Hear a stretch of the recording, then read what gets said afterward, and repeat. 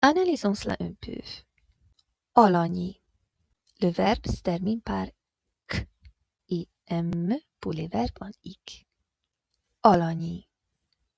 Szeretek futni. Szeretlek téged. Igéket ragozok.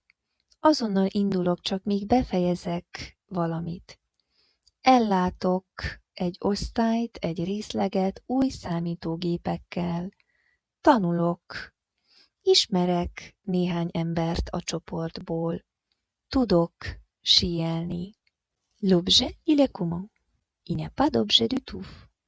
Tanulok.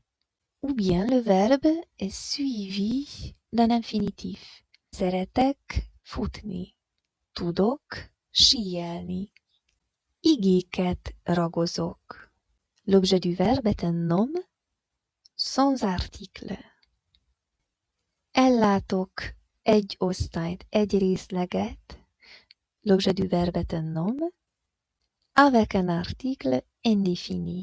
Egy osztályt, egy részleget. Ismerek néhány embert. Néhány plus nom avec un T à la fin. Szeretlek téged.